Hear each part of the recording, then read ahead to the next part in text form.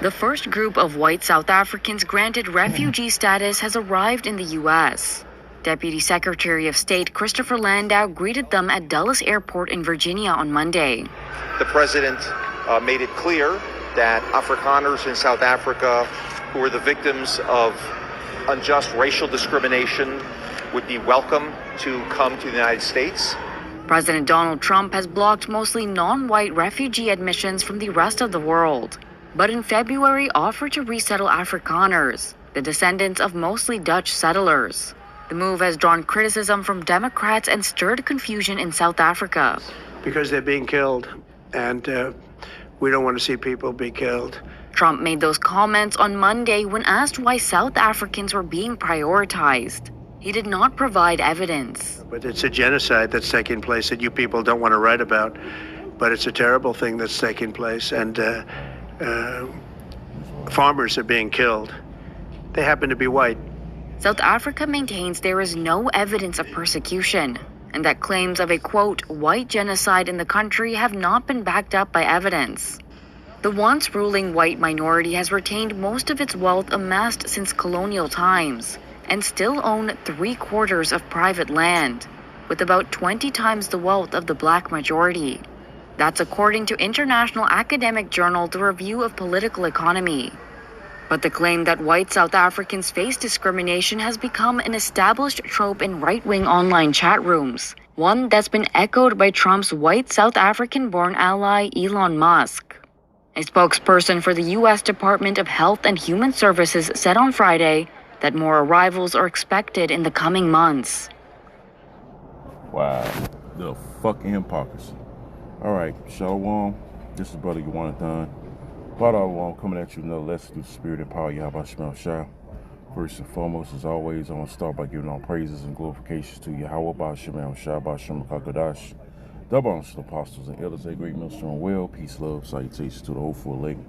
Throughout the four corners of earth, preaching his word in truth and sincerity. Shalom. And all right, I just showed a clip. You brothers and sisters know, Trump, is allowing so-called white South Africans into America. Okay, saying they're being barbarically treated and unalived. Or discrimination, which that's all fucking bullshit, man. And hypocrisy, because first and foremost, what we experience as a nation over here in Babylon, man. And then two, he wants to deport, so-called Latin tribes, your Spanish-speaking tribes in mass droves, but yet, he's with no evidence, they say, allowing so-called white South Africans, over here in Babylon, talking about they going through discrimination and genocide. But what about the discrimination and genocide we face? See, that shows you so-called Negroes, Latinos, and Native Americans that they don't give a fuck about you, man. Okay? Esau always play the blame game and have a fucking victim mentality, a victim complex, man. The so-called white man. Okay? When all these atrocities are happening to you. All right? And this can, the thing is, this can spark or help spark more racial tension. Okay? This could spark more racial tension between the tribes and Esau. Okay? What about all the genocide, though, that we facing or are faced? When you brought your red asses over here, you nearly genocided off the Native American Seminole Indians. Hey, this is so-called Mexican land. All right? The same people you're deporting and calling illegals and saying they have to have a green card, this is their land, too. Right along with the Native American Indians. All right? But that just shows you the hypocrisy of these so-called white people, man. And it just after, I ain't even look at the video. I just played it while I'm doing this lesson. And that just, sparked fucking anger in me, even more, and hatred for these damn devils, man. The hypocrisy, the fucking nerve of you fucking devils, man. All right? But, hey, it's a good thing in the process because, like I said, it's going according to prophecy, okay, with the race wars, man. Matter of fact, let me get that. I ain't gonna make this lesson too long, man. But, I just want to hit that point, No, that's the spirit. I'm already in it. This is Matthew. That's the spirit. Matthew 24. And I'm start at verse 6. It says, "And ye shall hear of wars and rumors of wars. See that ye be not troubled." See, and we're not troubled of these things that's coming. We know persecution coming.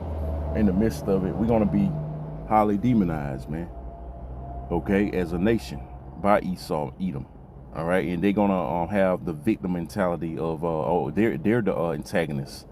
These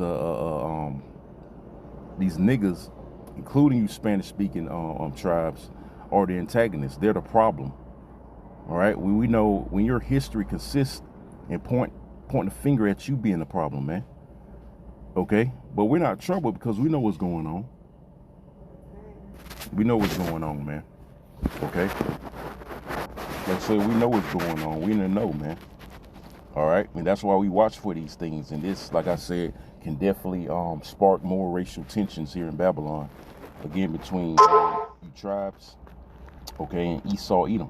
Okay, it says, "And ye shall hear wars and rumors of wars. See that ye be not troubled. For all these things must come to pass, but the end is not yet." Okay. Verse 7, it says, "For the point for nation shall rise against nation, and kingdom against kingdom, and there shall be famines and pestilences and earthquakes in diverse places. All these are the beginning of sorrow." So the race wars, where it says, "For nation shall rise against nation," okay, is part of the beginning of sorrows, man. Okay, these immigrants, these so-called white immigrants being brought over here is going to be the beginning of sorrows. Because first and foremost, America's crumbling down the drain, man. All right, they're coming into a fucking burning bush anyway. All right,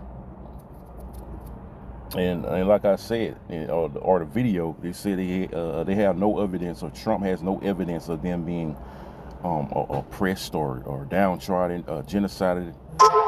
You know, but you know it's all part of order ab chaos, because they know how you niggas gonna react to this, man. Especially you 10 tribes, which then too, you know, Trump, he's trying to get rid of habeas, if I'm pronouncing it right, habeas corpus, which eliminates you going to trial. They're just gonna arrest you.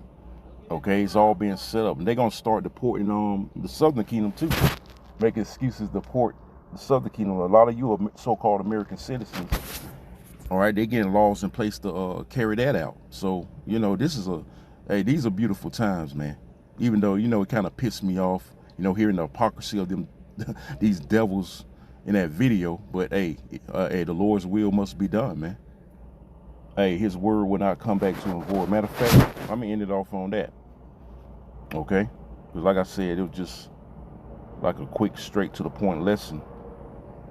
This is Isaiah 55:11. It says, "So shall my word be that goeth forth out of my mouth." Okay.